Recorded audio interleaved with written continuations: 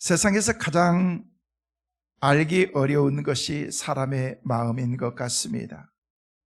그래서 우리말 속담에 10길 물속은 알 수 있어도 한 길 사람의 속은 모른다라는 그런 말이 있습니다. 사람의 마음을 모른다는 거예요. 아니요. 사람의 마음을 모르는 게 아니고 때로는 내 마음을 모르고 살 때가 많습니다. 내가 내 자신을 모르는데 사람들이 내 마음을 어떻게 알아주겠습니까? 사람들은 답답해합니다. 왜 내 마음을 몰라주느냐는 거예요. 국민들은 대통령은 국민들에게, 백성들에게 얘기하면서 왜 내 마음을 모르느냐는 거예요. 성도들은 목사는 성도들에게 왜 내 마음을 모르느냐는 거예요. 남편은 아내에게, 아내는 남편에게 왜 당신은 내 마음을 모르느냐는 거예요. 모르지요, 당연히. 여러분의 마음을 스스로 아세요? 저는 잘 모르겠어요. 때로는 살아가면서 이만큼 살았으면 충분히 상대방을 이제 알 수도 있을 거, 이해할 수도 있을 것 같은데 전혀 다른 그런 모습을 볼 때 왜 그런 모습을 내게 보일까? 내가 알고 있는 그 사람은, 저 사람은 그런 모습이 아닌데 라는 그런 생각을 우리가 갖게 된다는 것입니다. 왜요? 모르기 때문에 그렇습니다. 사람의 마음을 볼 수 없을 뿐만 아니라 수시로 변덕 부리는 그런 우리의 마음이기 때문에 더 알 수가 없는 거. 아, 그렇구나 하면서 이해했는데 이해함과 동시에 금방 변해 있습니다. 모르는 거예요.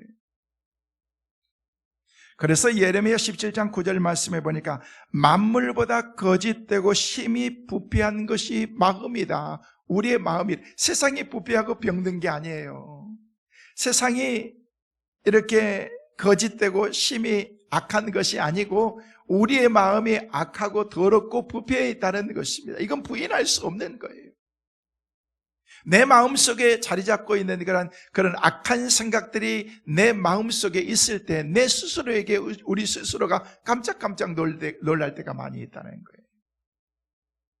여러분, 인간의 마음이 얼마나 간사한지를 이 말씀을 통해서도 우리가 충분히 볼 수가 있다는 거예요. 그래서 사람의 모든 것이 자기 마음에 달려있다라고 그렇게 말합니다. 마음은 그 사람의 모든 것을 담고 있는 그릇이기 때문에 그런 것입니다. 그 안에 그 사람의 기질이나 성품이나 인격이나 영성이나 모든 것이 그 안에 다 담겨져 있는 것입니다. 그래서 마음을 보면은요, 그 사람을 알 수가 있습니다. 마음을 읽으면요, 그 사람을 이해할 수가 있습니다. 여러분, 인간관계의 성공의 비결이 뭔지 아십니까? 상대방을 빨리 아는 거예요. 여러분, 그런 센스가 좀 있어야 돼요. 그냥 살면서도 때는 모르잖아요. 아우, 답답해. 당신은 너무 나하고 잘 안 맞는 것 같다고 말씀을 드렸죠, 여러분에게. 우리 남편은 노또라고. 안 맞아. 절대 안 맞아. 죽어도 안 맞아. 여러분, 남이기 때문에 그런 거예요. 이해하려고 여러분이 상대방을 이해하고 그 사람과 마음을 교류하게 되면요, 아주 깊은 교제가 되기 시작하는 거예요. 이게 뭔지 알았습니까? relationship, 관계라는 거예요. 관계. 그래서 인간은 관계가 바로 돼야 돼요. 그래서 인간관계.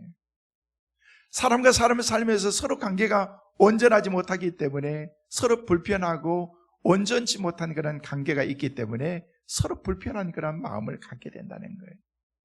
저 사람을 이해하게 되고 저 사람을 조금 내 마음과 함께 같이 하려고 하는 그런 마음을 가지면은요, 그 사람에 대해서 이해하는 그런 마음을 갖게 된다는 것입니다. 그래서 그 사람의 마음을 알면은요, 그 사람과 깊은 교제가 그 가운데서 이루어지게. 나는 저 사람과 깊은 교제가 안 돼, 관계가 안 되는 거예요. 서로 교제가 안 되는 거예요. 여러분, 부부가 서로 왜 티격타격 하면서 서로 싸우고 서로 왜 노토라고 그렇게 말하고 그런 줄 아십니까? 마음이 안 맞기 때문에 그렇다는 거예요. 서로 맞추려고 하는 그런 그 마음이 우리에게 있어야 되고, 또 이해하려고 하는 그런 그 마음이 우리에게 있어야 되는데 전혀 양보하지 않습니다. 당신이 내 마음을 알아? 넌 내 마음을 모르잖아 라는 그런 마음들을 가지고 살아가기 때문에 서로가 불편한 그런 가운데에서 아름답지 못한 그런 마음들이 우리에게 있다는 것입니다. 그래서 내 마음에 어떤 마음을 가지고 살아가느냐, 내 마음에 무엇을 품느냐는 굉장히 중요한 거예요. 죄송합니다, 이런 표현을 해서. 여러분, 뱀은요, 뱀 알을 품고 있으면 당연히 뱀이 나오게 되어 있습니다. 여러분, 새들은요, 알을 품고 있으면요, 그 새의 모습이 담은 그런 새끼가 나중에는요, 거기서 나오게 되어 있습니다. 꽃들은요, 예쁜 꽃을 품고 있는 그런 그 나무이기 때문에 거기서 꽃의 아름다움이 그 가운데서 나오게 되어 있다는 것입니다. 여러분, 밖에 나가면은요, 나무들을 한번 자세하게 보세요. 여기 앞에 있는 우리 아파트의 옆에 가서 나무들 자세하게 보면요, 꽃망울이 엄청나게 많이 나왔습니다. 모르셨죠, 여러분? 저도 몰랐어요. 지난주에 알았어요. 그랬더니 운동하면서 들어가면서 봤더니 우리 아파트 저 뒤쪽에 양지 바른 곳에 개나리가 활짝 피어 있더라고요. 깜짝 놀랐어요. 아니, 벌써 이렇게 많이 피었어? 엊그제 눈이 있었는데, 눈이 소복히 쌓여 있었는데 언젠가 모르게 노랗게 개나리가 쫙 피어 있는 그런 모습들을 보면서, 야, 겨울 내내 움츠렸던 그런 앙상한 가지에서 새싹들이 이렇게 피어나고 있다는 거예요. 왜요? 그 안에 꽃이 머물고 있었기 때문에 그렇습니다. 꽃이라고 하는 그런 그 생명이 그 안에 머물러 있기 때문에 이제 봄날이 다가오면서 추운 날씨에 눈도 오고 우박도 오고 쌀쌀한 날씨에 영하였지만은요, 그 나무는 아랑곳하지 않냐고 자기의 본연의 자세로 이렇게 나타나고 있다는 것입니다. 조금만 기다려보세요. 이 안양천 전체에 그냥 벚꽃이 쫙 펼쳐서 여의도 안양천 하면서 방송이 막 나올 거예요. 그래서 지역에 많은, 우리는 너무 좋은 곳에 살아요. 여러분, 갈 필요 없잖아요. 여러분, 차 타고 갈 필요도 없고, 여의도 제가 전에 한번 벚꽃 구경 갔는데요, 돌다 돌아버리겠더라고요. 차를 주차할 데가 없는 거야. 너무 사람이 많아서. 야, 온 지역의 사람들이 다음 주부터 저기 진해 벚꽃 축제가 한다는 그런 뉴스를 이렇게 본 적이 있습니다. 반발하는 그런 벚꽃. 그럼 진해까지 갈 필요 없잖아요. 우리는 안양천에서 참 아름다운 그런 그 모습이 명소로 우리에게 보여주게 될 것입니다. 왜 그렇습니까? 그 안에 싹시 꽃을 품고 있기 때문에 그렇다는 것입니다. 꽃을 품고 있기 때문에 그 가운데서 아름다움이 나게 되어 있어요. 그래서 오늘 본문 말씀해 보니까 너희 안에 이 마음을 품으라. 5절 말씀에 곧 그리스도 예수의 마음이다. 너희 안에 이 마음을 품으라는 것입니다. 이 마음을 가지라는 것입니다. 그렇기 때문에 우리는 주님의 마음을 품어야 됩니다. 사람이 어찌 주님의 마음을 품을 수 있겠느냐라고 그렇게 반문하실지 모르겠지만은요, 우리 주님의 마음을 다 알 수 없지만 그럼에도 불구하고 우리는 주님의 마음을 담기 위해서 무단히 노력하고 힘쓰고 애써야 된다는 거예요. 이게 바로 뭔지 아십니까? 이게 신앙생활인 거예요. 주님을 닮아가기 위해서 힘쓰고 주님의 모습을 닮아가기 위해서 애쓰고 노력하는 것, 이런 신앙의 몸부림이 있는 신앙에는요, 날마다 신앙이 업그레이드 되면서 신앙이 성장할 수가 있다는 거예요. 주님의 마음이 되려면 먼저 우리가 주님의 마음을 알아야 됩니다. 주님의 마음을 모르는데 주님의 마음이 우리가 되어질 수 없고, 주님의 마음이 되어지지 않는데 주님의 마음으로 우리가 살 수도 없는 것입니다.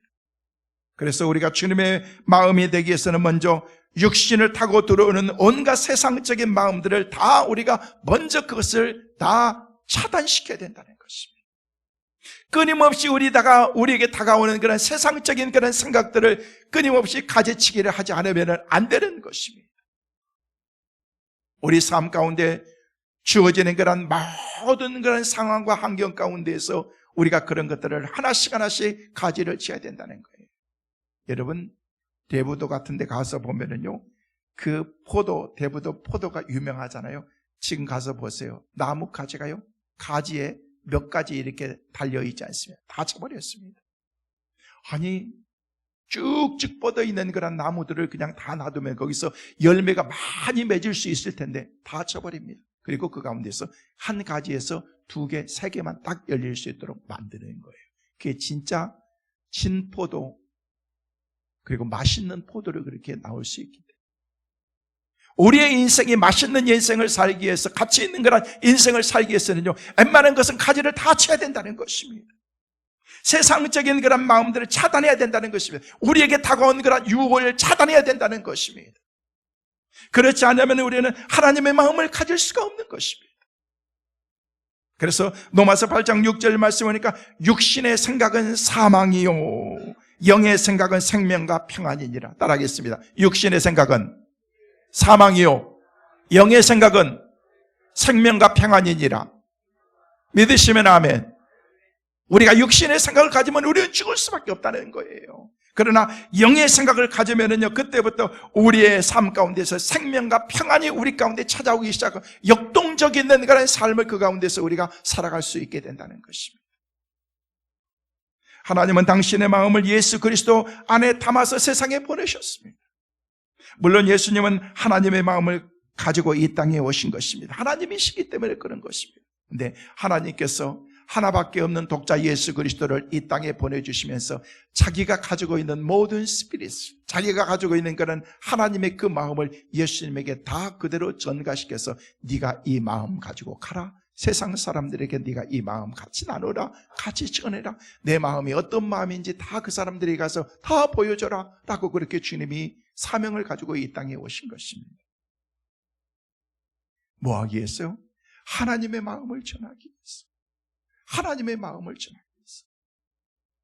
그 하나님의 마음을 전달하려 오셨지만 사람들은 애써 그 하나님의 마음을 받아들이지 않았습니다. 심지어는 예수 그리스도를 십자가에 못 박아 죽였습니다. 그래서 예수님은 끝까지 그들에게 하나님의 마음을 전달하면서 십자가 위에서까지 하나님의 마음을 전달하시면서 우리 주님께서 누가복음 23장 34절 말씀이니까 유대인들과 로마 병자들에게까지 하나님의 마음을 알지 못하는 그들에게까지 이렇게 말씀하셨습니다. 이에 예수께서 이르시되 아버지 저들을 사하여 주옵소서 자기들이 하는 것을 알지 못함이니이다. 이게 바로 하나님의 마음이라는 거예요. 나를 모욕하고 핍박하고 십자가에 죽이는 그런 그 현장에서 그들의 모습 앞에서 하나님 저들을 용서해 주옵소서. 알지 못해서 그렇습니다. 이것이 바로 하나님의 마음이고 바로 이것이 주님의 마음이라는 것입니다. 주님은 하나님의 마음을 이 땅의 모든 사람들에게 아낌없이 다 전달해 주었습니다. 그것은 바로 우리로 하여금 그분의 마음으로 살려고 하는 그런 하나님의 메시지인 것입니다. 그래서 오늘날 가장 큰 문제는 우리 안에 예수님의 마음이 없다는 것입니다.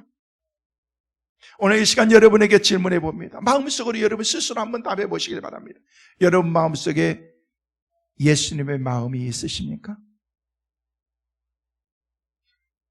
여러분 마음속에 예수의 마음이 있느냐는 거예요. 할렐루야. 저는 여러분의 마음속에 오늘 영상을 통해서 말씀을 듣고 있는 여러분의 삶 속에 마음속에 예수로 충만하시기를 주의 이름으로 축원합니다. 예수의 마음이 내 마음속에 있어야 된다는 것입니다. 근데 많은 사람들 가운데서 우리의 삶 가운데 이런 마음이 없습니다. 목사 안에도 예수의 마음이 없습니다. 성도들의 마음에도 예수의 마음이 없습니다. 교회 안에도 예수의 마음이 없습니다. 믿음의 사람이다라고 그렇게 얘기하고 있는 우리의 마음속에도 예수의 마음이 없이 살아가는 사람들은 그것은 예수님과는 아무런 무관심한 가치가 없는 그런 삶이라고 말할 수 있는 거예요.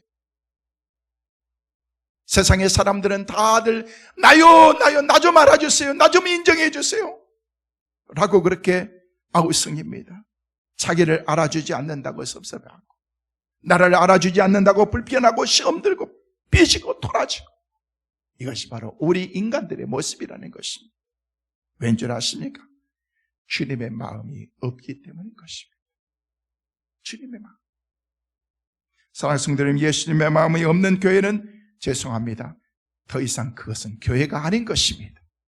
예수님의 마음이 없는 성도는 그 사람은 아무리 교회에 나와서 어떤 직분이 있다고 할지라도 그 사람은 하나님의 사람이라고 말할 수가 없는 것입니다. 주님의 마음이 없으니까 서로 분쟁하고 싸우고 갈등하고 나 이해해 주지 못한다고 내 자신만 생각하는 그런 그 마음이 우리 마음속에 있다는 것입니다. 주님의 마음이 없으니까 성도들이 서로 자기들의 의견을 주장하면서 서로 불화하면서 갈등하면서 거기서 싸우고 그런 거 아니겠습니까? 여러분, 세상에 많은 교회들이 있습니다. 우리 지역에도 많은 교회들이 있습니다. 그러나 세상 사람들은 교회에 별 관심을 두지 않습니다. 도리어 세상이 교회를 향해서 그렇게 살지 말라고 비난하고 믿는 자들에게 제발 믿는 자처럼 살라고 그렇게 우리에게 요청하고 있다는 것입니다. 부끄러운 일인 거죠. 이것은 부정할 수 없는 오늘날 교회의 성도들의 현실이라는 것을 우리가 알 수가 있습니다. 궁극적으로 우리가 주님의 마음으로 살지 못하기 때문에 그런 것입니다. 사랑하는 성도 여러분, 이제 우리가 주님의 마음으로 살아야 될 줄로 믿습니다. 주님의 마음을 갖고 살아가시기를 주의 이름으로 축원합니다. 그러면 세상이 우리에게 호감을 갖게 될 것입니다. 등을 돌렸던 세상이 교회를 바라보게 될 것입니다. 교회를 떠났던 수많은 사람들이 다시금 교회로 돌아오게 될 것입니다. 지난 3년 반 동안 코로나 기간 동안 한국의 크리스찬들 10에서 15%가 다 증발해버렸대요. 없어져 버린 거예요. 그냥 세상으로 다 나가버린 것입니다. 옳다 잘됐다 그냥 나가서 그냥 핸드폰으로 예배드리고, 그래서 그게 핸드폰으로 예배드리고 말씀 듣는 게 그게 예배입니까? 다 사라져버린 것입니다. 이걸 어떻게 이것을 회복해야 될 것인가? 저는 늘 그런 심각한 그런 마음들을 가지고 있는데, 한국의 6만 5천 개의 교회들 가운데서 모든 교회들이 그런 막 사모하는 그런 마음을 가지면서 하나님 앞에 회복하는 그런 그 마음을 갖고서 우리가 기도했으면 좋겠다라는 그런 마음을 갖게 된다는 것입니다. 솔직히 세상 사람들은요, 우리의 모습을 보면서 저것은 예수 그리스도를 믿는 사람들의 마음이 아니라고 그렇게 말할 때가 많습니다. 그래서 사도 바울은 빌립보 교회와 성도들을 향해서 너희 안에 이 마음을 품으라고 그리스도 예수의 마음이니라고 그렇게 우리에게 도전하고 있다는 것입니다.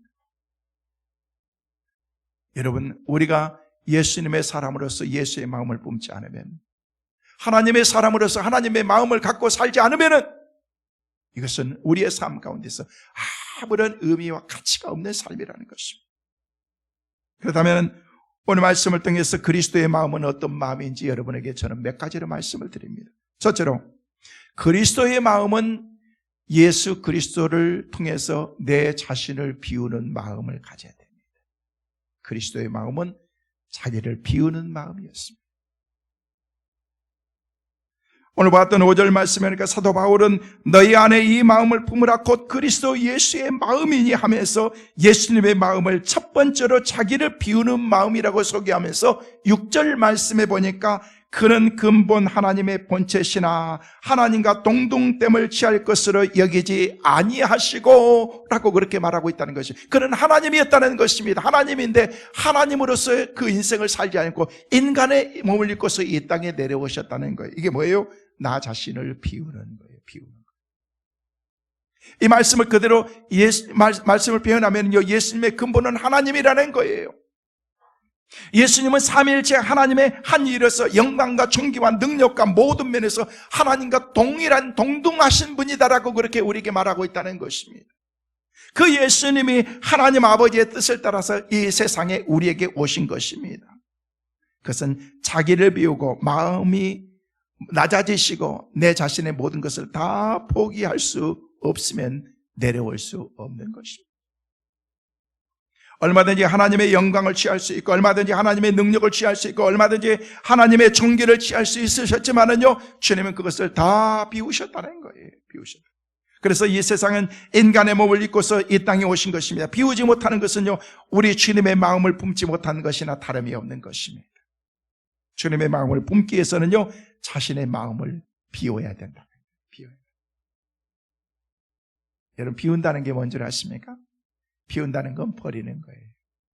뒤에 말씀을 드리겠지만 내 손에서 넣는 거예요. 근데 우리 인간들은 너무 욕심이 많아요. 욕심.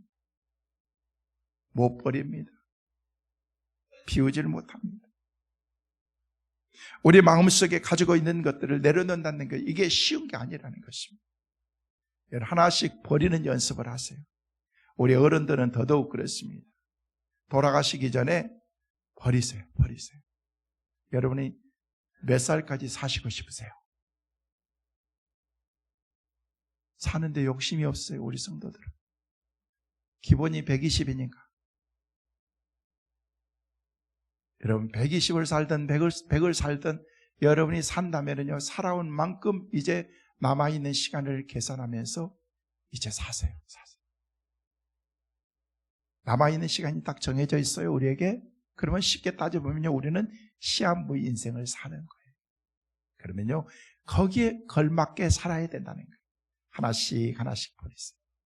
여러분이 소중하게 여긴 거 다 나중에는요, 돌아가시면 다 버려야 돼요. 어차피 버려야 돼요. 지금 버리세요. 지금. 할렐루야. 아까워서 아멘을 함부로 못 하잖아요. 좋은 거 버리라 그럴까봐 그러시는 거죠. 여러분, 보석도 버리세요. 할렐루야.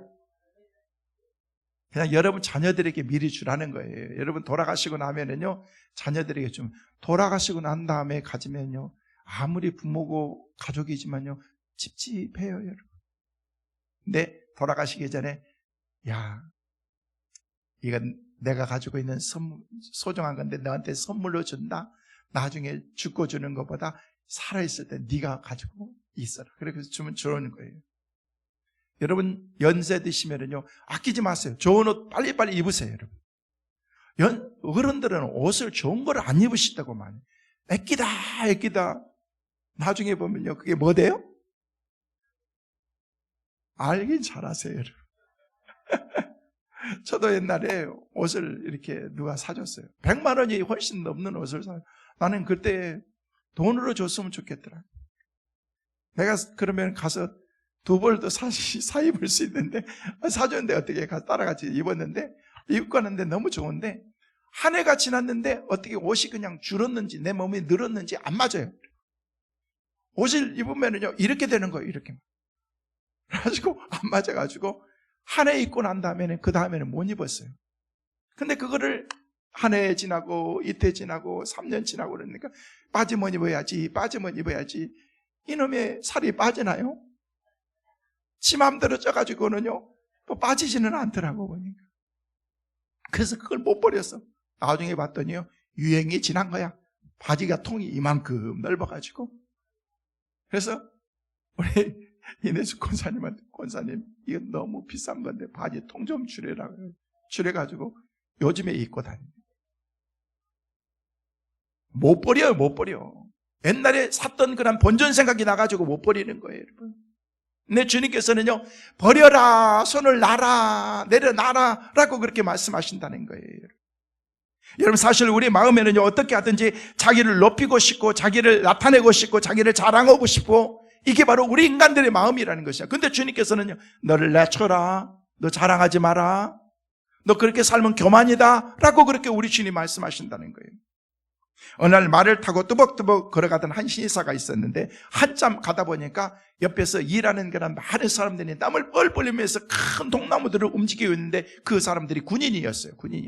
그 모습을 보면서 가만히 봤더니 한 사람은요, 그 옆에 있는 상사가 있는데, 그 사람은요 편안하게 앉아가지고 야, 힘써 그렇게 해가지고 되겠어? 막 말로만 하는 거예요. 말로만 하고 난 다음에 앉아가지고 딴짓하면서 그렇게 하고 있는데, 이 신사가 내려가지고 그 사람에게 물었어요. 신사는 그 상사에게 물었어요. 당신은 왜 같이 일을 하지 않고 그렇게 시키기만 합니까? 라고 그렇게 물었어요. 그랬더니 그러더래요. 나는 쫄병이 아니고 나는 일을 시키는 상사이기 때문에 그렇습니다 라고 그렇게 퉁명스럽게 얘기를 하더라는 거예요. 그 말을 듣자 신사는요, 말에서 내려와가지고 자기가 있던 옷을 벗고 그냥 같이 그 사람들과 군인들과 함께 나무를 들면서 땀을 뻘뻘 흘리면서 겨우 그것을 다 옮겼어요. 다 옮기고 난 다음에 말을 타고 가면서 그 사람에게 말에 올라탄 상사는 이렇게 얘기했어요. 앞으로 큰 나무를 움직일 일이 있으면 총사령관을 부르시오 하고 유유히 그 자리를 떠났던 그 모습을 보면서 그 상사가 얼굴이 하얘지면서, 그리고 병상들이 깜짝 놀라면서 유유히 사라지는 그런, 앞으로 큰일하고 힘쓸 일이 있으면 총사령관을 부르라고 하는 그런 그 얘기 앞에서 사람들이 발발발 떨게 되었다. 그 사람이 바로 누군 줄 아십니까? 초대 미국의 대통령을 지냈던 조지 워싱턴 장군이었던 것입니다. 대통령이 되기 전에. 여러분, 우리는 상사와 같은 그런 자그마한 지위와 명예와 자존심 때문에 주님을 닮아가지 못하고 있다는 것입니다.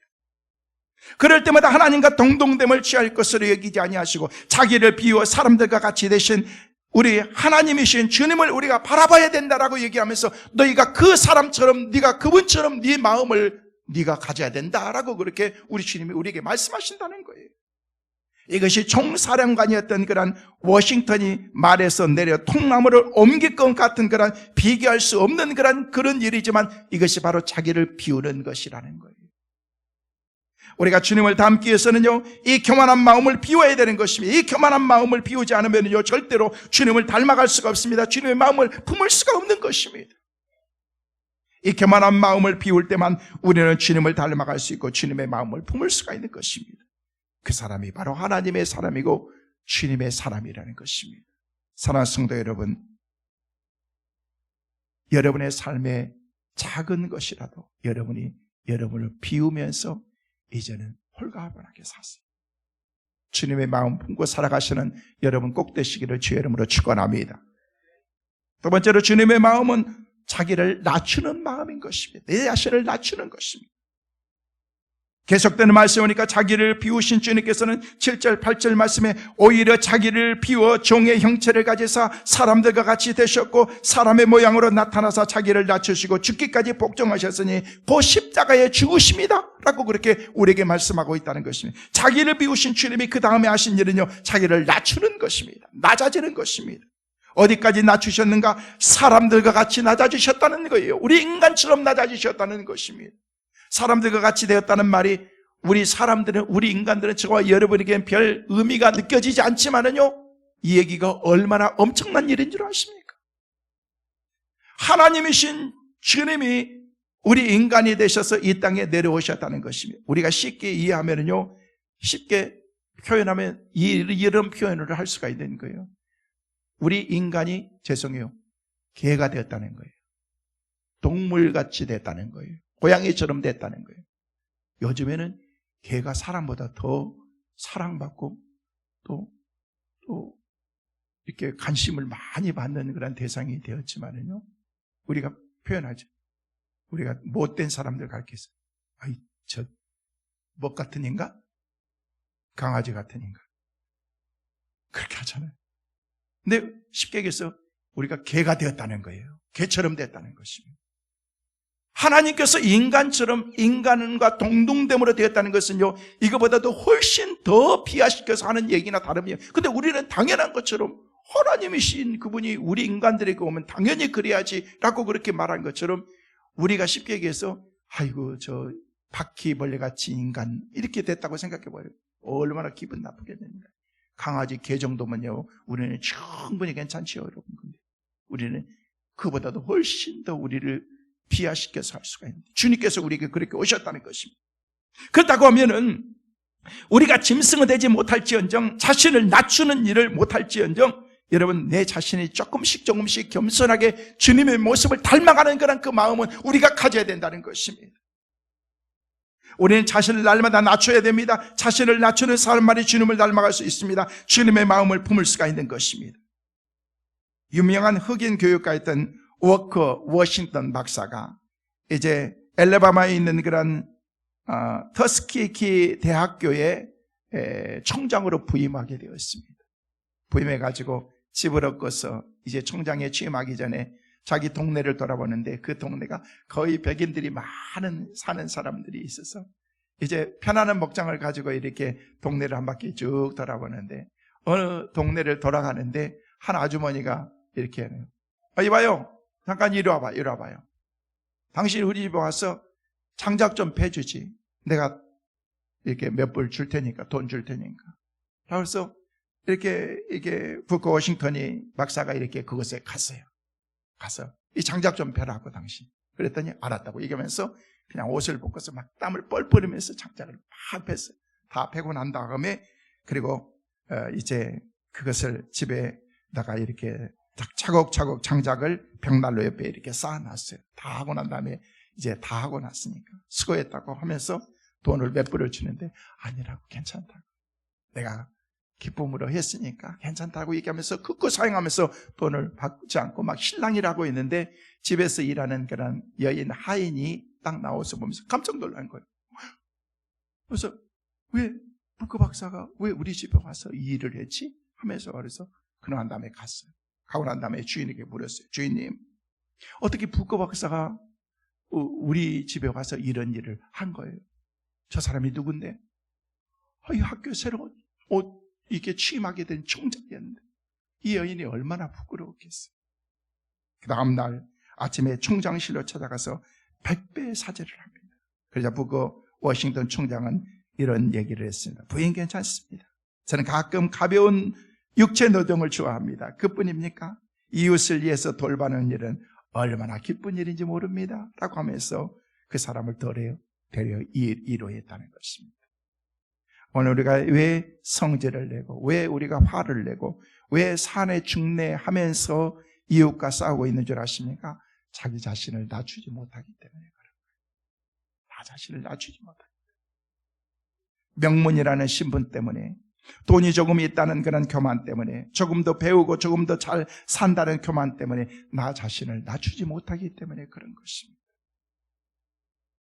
엄청난 존재나 되는 것처럼 자신을 높이고 살고 있기 때문에 조그만 자존심에 상처를 받으면 그렇게 화를 내고 때로는 성질을 부르면서 아주 못된 성질 가지고 살아가는 거예요. 그러면요, 그 사람 마음이 불편한 거예요.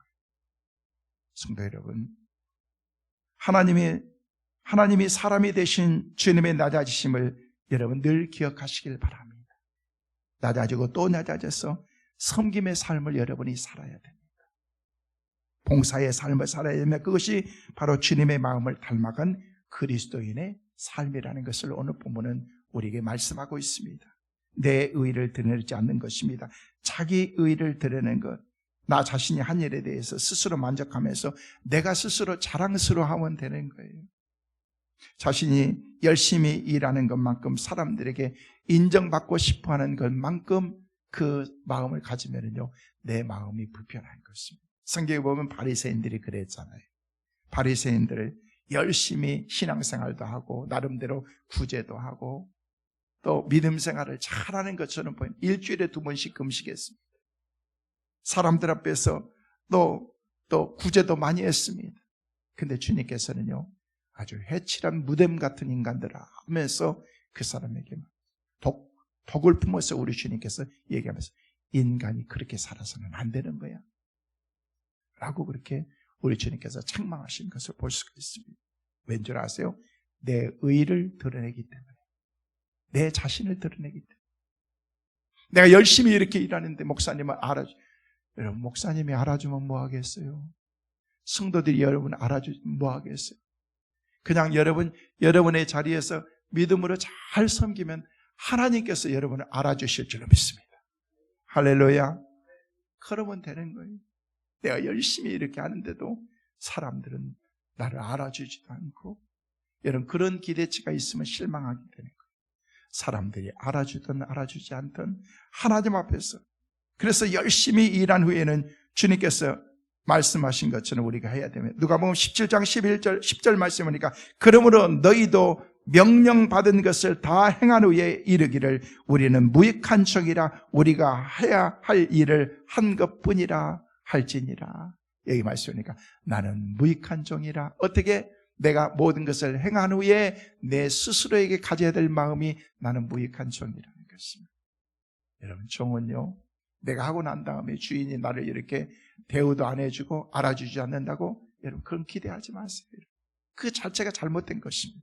그냥 하나님이 내게 주신 그런 은혜로 내가 그냥 마음을 가지고 살면 되는데 그런 마음이 없으니까 섭섭하고 미워하는 마음 갖고 때로는 나를 안아주지 않으면 내 마음이 막 분이 나고 화가 나고 그렇게 된다는 거예요. 사람이 섭섭해지기는 마음이 가지기 시작해요. 근데 마음을 비우고 나면은요 절대 그런 마음이 없습니다. 사람들이 안아주면 하나님이 알아줄 테니까, 사람들이 나를 인정해 주지 않아도 하나님이 나를 인정해 주니까 그런 마음을 우리가 가지고 살아야 된다. 예수님께서는 모든 것을 다 비우셨습니다. 자기를 낮추시고 죽기까지 복종하셨다. 이 말씀은요 바로 그 말씀인 것입니다. 하나님으로부터 받으셔야 될 모든 영광과 존귀를요 사람들에게 받으려고 생각하지 않았습니다. 기대하지도 않았습니다. 그렇기 때문에 십자가의 길을 갈 수가 있었던 것입니다. 조금이라도 덜 비우셨다면 조롱하고 채찍질하는 그런 그들을 어떻게 용서할 수가 있겠습니까? 자기 의의를 드러내지 아니하고 겸손하게 묵묵하게 우리 주님께서는 그 길을 가셨다는 거예요. 여러분, 우리는 비워야 바르게 살 수가 있습니다. 비워야 하늘의 은혜를 가득 누릴 수가 있습니다. 비워야 하늘을 품을 수가 있습니다. 비워야 예수 그리스도로 우리가 충만한 삶을 우리가 살아갈 수가 있는 거예요. 비우는 연습하세요. 비우는 연습. 내려놓는 연습. 하나씩 하나씩 내려놓고 버리고 나누고 그런 연습을 여러분이 해야 되는 거예요. 그래서 여러분이 마지막에 주님 앞에 갈 때는요, 홀가분하게 가야 돼요. 너무 가지고 있는 게 너무 많아가지고 이거 붙잡고 있는 것 때문에 막 아까워가지고 막 못 가고 막 그러면서 막 세상에 바둥바둥할 필요 없습니다. 나는 가진 것이 없으니까 이제는 하늘나라에 갈 준비를 다 하나씩 하나씩 하는 거예요. 할렐루야. 이게 준비된 사람들의 삶이라는 것입니다. 바울은 결코 한순간에 모든 이런 삶을 그렇게 살지는 못했습니다. 알았어요. 비움을 연습해야 됩니다. 내 손에 들고 있는 작은 것부터 하나씩 하나씩 말씀을 드린 것처럼 내려놔야 된다는 것입니다. 그리고 비움은 예수님을 닮아갈 수가 있습니다. 비움은 예수님을 더 많이 사랑할 수가 있습니다. 비움은 예수님으로 인해서 만족한 삶을 살 수가 있습니다. 성도 여러분, 낮아지시고 비우시고 그래서 예수로 충만한 우리 모든 성도들 꼭 되시기를 주의 이름으로 축원합니다. 마지막으로 한 가지만 더 봅니다.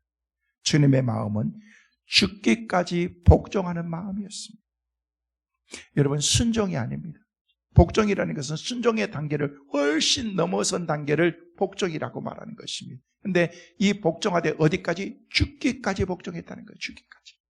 자, 오늘 8절 말씀해 보니까 뭐라고 말씀하냐면 사람의 모양으로 나타나사 자기를 낮추시고 죽기까지 복종하셨으니 그 십자가에 죽으심이라. 십자가의 죽음의 자리까지 우리 주님께서 낮아지시고 순종하고 복종했다는 것입니다. 비우고 낮추는 것도 물론 쉬운 일이 아닙니다만 그것보다도 더 어려운 것은 죽기까지 복종하는 것입니다. 자기를 비우고 낮추는 것, 그것 때문에 자존심 상할 수도 있지만 그러나 그것 때문에 오는 고난도 우리 가운데 있지만 그것까지도 다 감수하면서 주님 앞에서 내가 그런 삶을 살기로 결단했다는 거예요. 예수님이 십자가에 죽으시면요, 엄청난 고통과 부끄러움이 동반한 그런 정말 누구도 피하고 싶은 그런 일이어서 우리 주님께서도 하나님께 기도하면서 아버지여 할 수만 있으면 이 잔을 내가 마시지 않고 가기를 원하나이다. 너무 고통스러운 것이기 때문에 인간으로서 당해야 될 그런 모든 고통을 주님께서 다 당하셔야 되기 때문에 이런 말씀을 드렸잖아요. 우리 주님께서는 그 고통을 당하면서 피를 철철 흐르면서도 아무런 통증을 느끼지 않을 수도 있는 거예요. 여러분, 사람들 보면요, 암 걸렸는데 돌아가실 때까지 전혀 통증이 없는 그런 암도 있더구만요.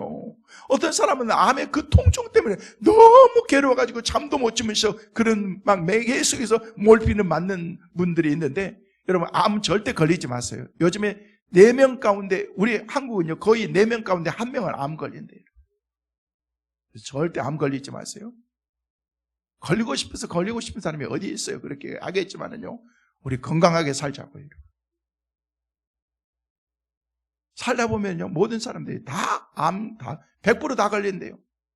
죽으니까 안 걸린대요.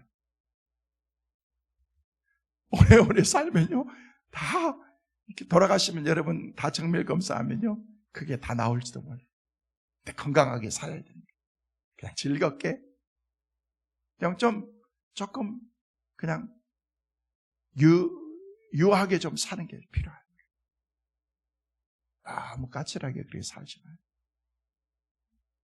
여러분, 암 안 걸린 사람들은, 이게 딱 한 사람들은 잘 암이 안 걸린다네요. 정신병자들은 암 안 걸린다네. 실실면 웃어. 여러분, 그런 사람들은 암이 안 걸린다네요. 이 정신병까지는 우리 가지 말고 그냥 웃고 삽시다. 할렐루야. 건강하게 오래오래 살아야 됩니다. 비우고 살아야 된다는 것입니다. 그냥 편안하게 그러느니 생각하면서 나는 종인데, 나는 아무것도 없는데, 다 비웠는데, 낮아졌는데 더 이상 낮아질 때도 없습니다. 하나씩 하나씩 내려놓으면서 그런 마음을 가지고 살면요, 세상에 유혹 앞에서도 절대 우리가 흔들리지 않습니다. 오늘 사순절 마지막 주를 보내고 있습니다. 다음 주일은 종료주일, 고난주간이 시작이 되고 고난주간에는 한 주간을 우리가 특별 새벽 기도도 우리가 갖게 될 것입니다.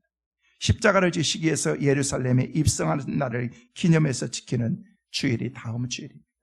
그 고통의 십자가를 지시기 위해서 십자가에 달려 돌아가시기 위해서 인간을 구원하기 위한 하나님의 뜻을 이루어드리기 위해서 우리 주님께서는 묵묵히 예루살렘을 향해서 올라가고 있습니다. 우리는 그 길에 동참하고 있는 것입니다. 십자가를 묵상하고 십자가를 생각하고 우리 주님이 얼마나 고통스러우셨을까? 우리 주님이 얼마나 힘드셨을까? 내가 더 낮아져야 되는데, 내가 더 손을 펴야 되는데, 겸손해야 되는데, 그리고 내가 주님 앞에서 믿음으로 순종하고 겸손히 주님이 가셨던 그 길을 나도 가야 되는데, 이런 마음을 갖는 그 마음이 바로 그리스도의 마음을 갖는 사람이라고 말하고 있습니다. 저는 고난주간을 맞이하면서 이제 사순절을 마무리해가면서 우리가 정말 주님의 그 십자가를 깊이 묵상하고 생각한다고 하지만은요, 생각만 해서 되는 게 아닙니다. 내 마음속에 주님의 마음을 갖고서 주님의 마음을 나도 품고 살기를 원합니다. 이게 우리의 마음의 결단으로 있어야 될 줄을 믿습니다. 말씀을 맺습니다. 우리는 지금 주님의 마음을 품고 살아가고 있습니까? 여러분은 주님의 마음을 품고 살아가고 있습니까?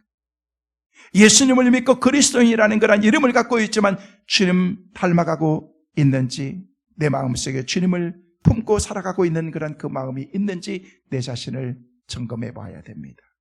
주님과 상관없는 모습으로 살아가고 있다면 주님께서 세상을 심판하실 때 주님도 우리와 상관없는 모습으로 대하실 것입니다. 불법을 행하는 자들아 나를 떠나가라, 내가 도무지 너를 알지 못하노라 라고 그렇게 말씀하실 수도 있는 것입니다. 여러분, 주님과 동행하면서 살아가시길 바랍니다. 주님의 마음을 품고 살아가시길 바랍니다. 여러분, 주님과 더불어서 여러분 마음속에 교만을 내려놓고 여러분이 세속적인 그런 마음들을 다 내려놓고 세상 끝날까지 여러분이 살아갈 때 주님께서 큰 상급을 예비하고 우리 가운데 큰 은혜로 베풀어 주실 줄로 믿습니다. 성도 여러분, 이번 한 주간도 예수님의 마음을 품고 살아감으로 하나님께서 예비하신 그 복을 마음껏 누리면서 살아갈 수 있는 축복의 은혜가 우리 모두에게 꼭 있게 되시기를 주의 이름으로 축원합니다.